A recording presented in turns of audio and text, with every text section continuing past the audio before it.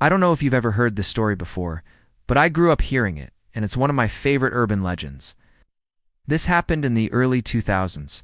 I was living with my parents in a small town in Ohio, and my dad had a paper route that he did every single day, 7 days a week, rain or shine. Thought it was odd, but he didn't think much of it. But then a few weeks went by, and he started noticing some other strange things. Like there were never any cars in the driveway of either house. There were always curtains in the windows, even when the sun was out. He would always see these two figures in the windowsill, like they were watching him. One of his regular stops was this one house at the end of the route, big Victorian house, really creepy. He knocks again, louder this time, and still nobody answers. So he's about to leave when he notices a small movement in the window.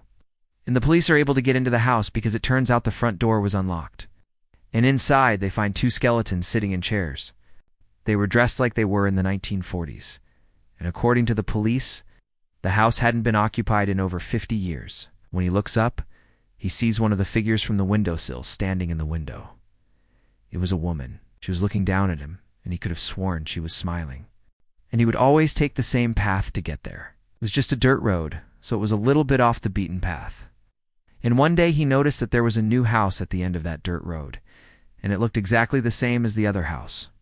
But he knows one thing: whoever was living in that house is not there anymore. Well, one day he got tired of it, and he decided to confront whoever was living in that house, so he knocks on the door, and nobody answers. Well, obviously being freaked out, he calls the police, and they go and investigate. My dad still has no idea what that house was all about. So have you ever seen anything like that? You know, a house that looks abandoned, but you can just feel something's not right about it? Let me know in the comments. Also, if you like this kind of content, please stay tuned for more urban legends. Thank you. Bye.